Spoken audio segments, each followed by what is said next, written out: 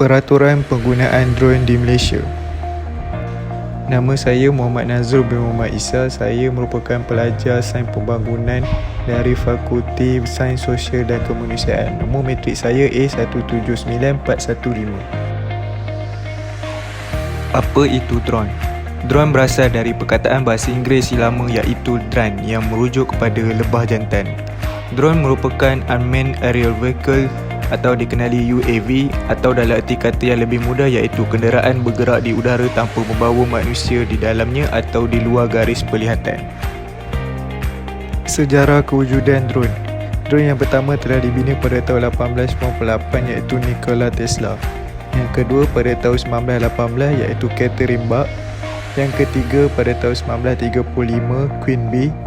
Yang keempat pada tahun 1964 hingga 1969 The Lightning Bug. Yang kelima ialah pada tahun 2011 hingga kini iaitu Predator. Pada tahun 2013, seorang CEO Amazon iaitu Jeff Bezos telah mencipta satu drone perhantaran untuk kegunaan komersial. Dan akhir sekali ialah pada tahun 2013 hingga kini iaitu drone komersial. Drone komersial. Apa itu drone komersial?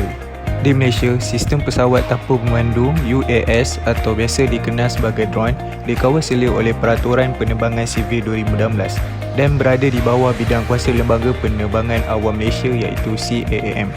Menurut undang-undang, UAS adalah pesawat dan unsur-unsur yang berkaitan yang dikendali tanpa juruterbang di dalamnya.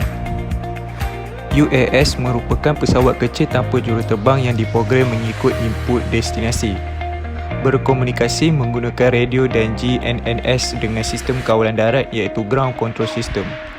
Drone juga dikategorikan mengikut tempoh penerbangan, kelajuan, ketinggian dan kemampuan saiz berat muatan. Jenis-jenis drone. Terdapat 3 jenis drone utama yang mempunyai ciri berbeza mengikut keperluan tertentu. Yang pertama, multi-rotor drones. Yang kedua, fixed wing drones. Yang ketiga, single rotor drones. Civil Aviation Authority of Malaysia atau dikenali sebagai Lembaga Penerbangan Awam Malaysia CAAM yang sebelumnya dikenali sebagai Jabatan Penerbangan Awam adalah agensi kerajaan yang dibentuk di bawah Kementerian Pengangkutan Malaysia pada tahun 1969. CAAM berkuat kuasa pada 19 Februari 2018. DCA dimasukkan ke dalam badan berkanun yang dikenali sebagai CAAM. Peranan Civil Aviation Authority of Malaysia CAAM. Yang pertama ialah mengatur, memfasilitasi dan mempromosikan industri penerbangan negara. Kedua, memastikan kewajipan nasional dan antarabangsa Malaysia dapat dilaksanakan mengikut standard keselamatan universal dipatuhi dan dijaga dengan baik. Yang ketiga, memastikan urusan industri penerbangan awam Malaysia memenuhi standard keselamatan dan prosedur disyorkan oleh ICAO. CAAM telah membahagikan drone kepada 3 kategori. Yang pertama, Small Unmanned Aircraft System. Drone beratnya 20 kilo atau kurang tanpa bahan bakar. Yang kedua, Small Unmanned Surveillance Aircraft. Drone yang dilengkapi untuk melakukan pengawasan atau pemerolehan data. Yang ketiga pula ialah Unmanned Aircraft System, iaitu drone beratnya lebih daripada 20 kilo.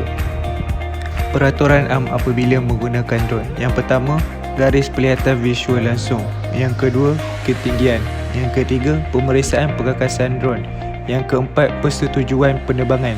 Yang kelima, zon larangan terbang. Kawasan yang tidak sesuai untuk penerbangan drone. Yang pertama, di pusat kerajaan atau hak milik kerajaan iaitu zon larangan. Contohnya, kurang 5 km dari lapangan terbang, Putrajaya, Istana Negara, Pusat Bandaraya Kuala Lumpur dan Parlimen. Yang kedua, tidak terbuka untuk akses awam.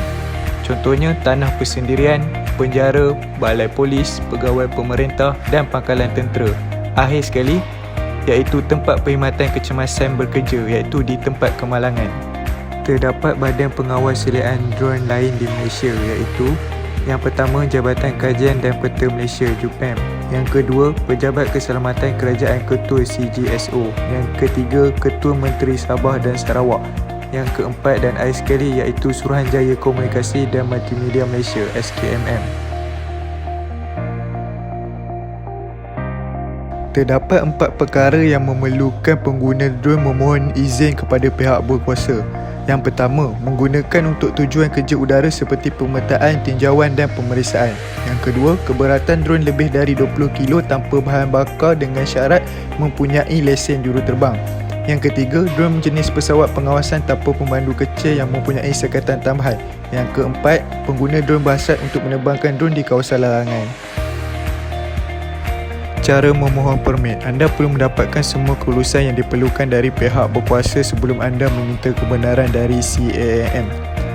Tidak lupa juga perlu mendapatkan kebenaran dari pemilik tanah yang tanahnya ingin anda terbangkan drone. Setelah mendapat kelulusan daripada semua pihak, permohonan mestilah dihantar ke CAAM sekurang-kurangnya 14 hari bekerja sebelum tarikh operasi. Dokumen ini atau permohonan ini sah untuk 3 bulan sahaja. Permohonan permit drone ini bernilai RM250 bagi drone 20 kilo ke bawah, manakala RM1000 bagi drone lebih daripada 20 kilo. Selain itu, drone untuk kerja udara juga perlu memohon permit. Permit tersebut bernilai RM800 bagi permohonan baru, RM500 bagi pembaharuan permit kerja udara dan RM250 bagi pengubahsuaian permit. Kesimpulannya, drone di Malaysia masih merupakan industri yang baru. Dengan itu, setiap negara mempunyai peraturan dan undang-undang yang tersendiri untuk menggunakan drone. Sebagai pengguna drone yang baru, kita hendaklah mengetahui dan mematuhi peraturan drone yang telah ditetapkan oleh pihak berkuasa bagi memastikan penerbangan drone yang cekap, selamat dan sah berlaku.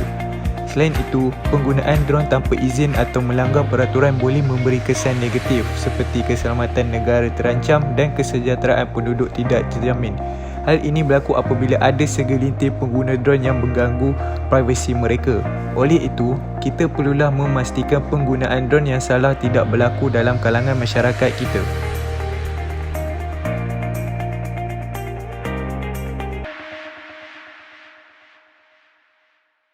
Sekian, terima kasih.